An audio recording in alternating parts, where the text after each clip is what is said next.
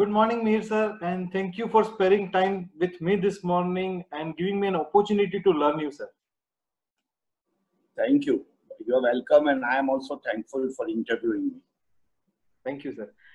Sir, I would like to start with my query with respect to the role of Advocate General. One of the incident is of 1975 when the judgment of basic structure was taken up for review by 13-judge bench then, presided by Chief Justice Ray, where late J.M. Thakore took independent stand and has saved the constitution. Sir, can you comment on that incident and elaborate? The first principle which I do not subscribe to, he did not take independent stand from his own government.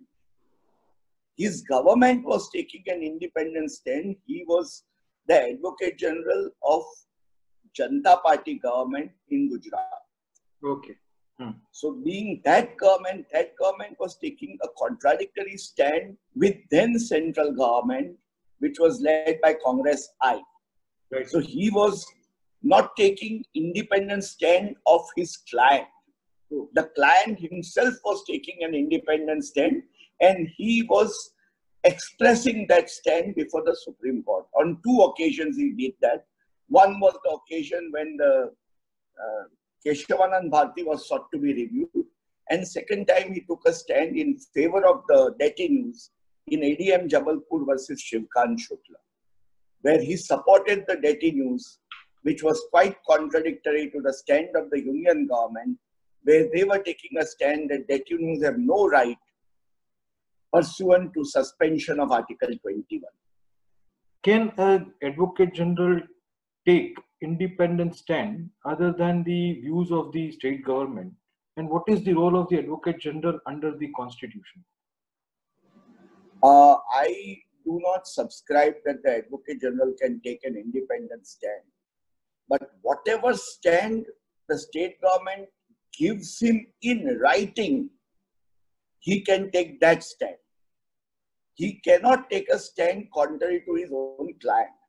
But if there is nothing in writing given by the state government, and state government orally tells him that please allow this petition to go ahead, then he has to take his own independent stand and do what he feels appropriate in the matter.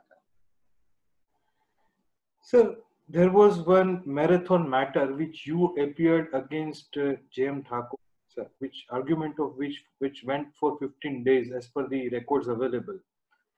Sir, have you ever for yourself found that you have imposed yourself over the performance of your father, sir? No, I think it was an income tax matter where we were opposing each other before a full bench, and which went on for, I believe, 2 weeks, or at least substantial portion of 2 weeks. And I was appearing for the income tax department while he was appearing for the SSEs, along with various other counsels like Mr. Kaji, Mr. K.C. Patel, and Mr. J.P. Shah. And I was raising my contentions, they were raising their contentions. I don't think there was anything whereby I was superimposing or he used to superimpose. We would argue our own respective stance. No, sir. Without getting angry with each other. That is true. This is personal thing which I want to clarify, because we somehow find that I am super performing than my opponent advocate is. That we usually consider ourselves when we do that actually. So have you ever had that feeling, or have your father appreciated your performance? No, I don't think I had that feeling. No, I neither had a feeling of having performed better nor performed inferior. I would play my role in the matter without getting perturbed in any manner that my father was opposing me. The better part of it is that we were living together, and therefore the situation was that the library which was used was a common library for preparing. We would be having dinner together. but we won't be discussing anything about the matter on the dining table. The question is, sir, what changes or reformations do you propose in present legal education? Well, I feel that the method of teaching in the 5-year course, where they are being taught 5 subjects per semester, is not the right method.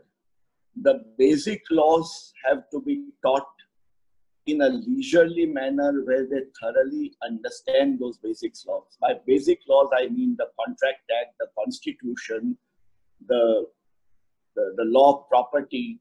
Some of these basic laws, like say full semester, 2 subjects should be there, not more than that. Teaching all possible sundry subjects are not required to be done. Lawyers will learn about it the moment they come into the profession. Sir, you started your practice with City Civil Court and you worked there for a while. I've heard, this is what my personal information is, that you could not cope up with the City Civil Court matters initially because of the problem in the language in Gujarati that you had. Is that true? And if then how have you overcome that difficulty, sir? That difficulty which I faced, maybe I still face it to some extent, because I have never studied Gujarati as a language. I had only done English and Hindi. But the problem was there in the first year only. By the end of first year, I was able to get hold of Gujarati documents reasonably well. Of course, what a first year lawyer can do, not as well as with passage of time. I was able to handle it. But for the purpose of learning Gujarati, I made it a point that in one vacation, I read about 6 novels in Gujarati to get a hang of Gujarati. The first novel which I read was Prithvi Vallabh, which took me about 10 days to read. But after that, the remaining novels which I read took lesser and lesser time to finish. Sir, how was your first experience when you stood up before the court independently? Did you also have that butterflies in your stomach as we had? Oh, I was absolutely nervous, and I didn't fully argue the matter. I was very, very nervous. But it was a matter where I was supporting my own senior for another party. And it was a small application, so he protected me. But he told me after that you have to become stronger. You can't give up your arguments. So what process or method that you adopted to overcome that nervousness, sir? I think only passage of time. One matter, then the second matter, your nervousness goes down. Slowly and slowly, the nervousness gets down. And even now, sometimes, when there is a complex matter and you are aware of your weaknesses in the matter, and you are not sure whether the other side is aware, whether the judge is aware, when you start with the matter, you are not openly coming out with those issues. You are always nervous while arguing the matter at that stage. Only such matters. Sir, any interesting matter or anecdotes that you want to share with us, which is said to be interesting in your career? Well, the reason why I got an opportunity to argue a matter happened because I was engaged by a firm of solicitors in Bombay. And that solicitor's firm had engaged me for filing a wakalatnama basically. And a counsel was to come from Bombay. The counsel did come on the first occasion. Thereafter, the counsel found it difficult to come. He was late Firdaus Talyar Khan, and he found it difficult, and he found that I was sufficiently prepared, so requested that I should argue the matter. Thereafter, I argued that matter, and it also went on for 10, 15 days. And I was opposed by every possible senior counsel of Gujarat High Court. That's how I got an opportunity.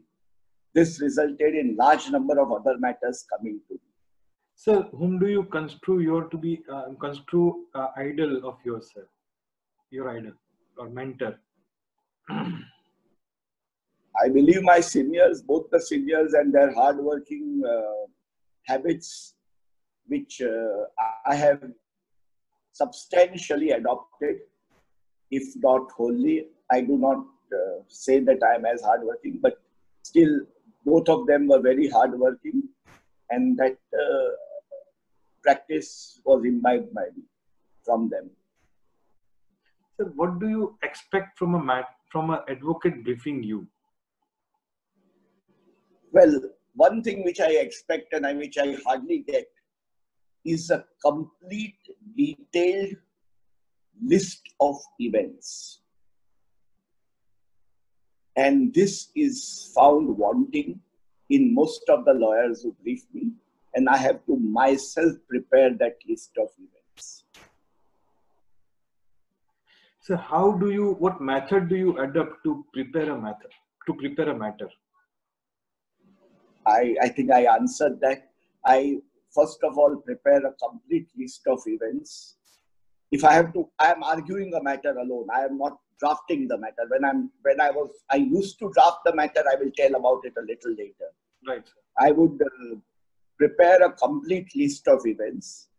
Having prepared the list of events, I will then write down the propositions which I propose to argue, as well as my weaknesses, and search the case law on that and write down the judgments on each of the propositions.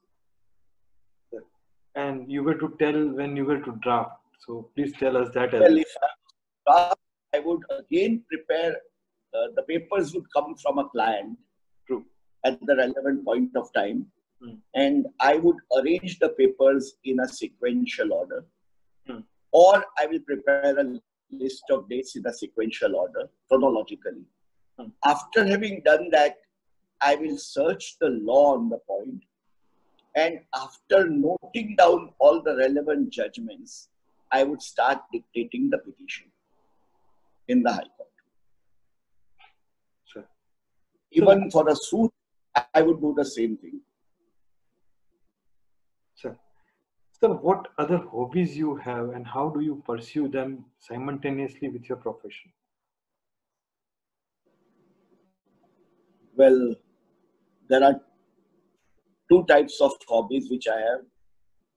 One is a hobby of collecting cars and fountain pens and watches, which I do by wasting my money. And the second hobby is to listen to a lot of Indian classical music, which I do. I also have regular classical music programs of various artists from all over India at home, at least 3-4 times in a year. Sir, what message would you like to give to the legal fraternity during this lockdown period? Well, I think this is a time to recoup yourself, relax and enjoy. Do a little work, because 24 hours you can't work. Spend 2-3 hours on whatever you want to work on. Balance time, have a good time. See nice movies which are available. Listen to good music and enrich yourself by reading better novels or books other than law. Right. So thank you very much for sparing time with me this morning. I'm so grateful, sir. Thank you. Thank you. Thank you very much.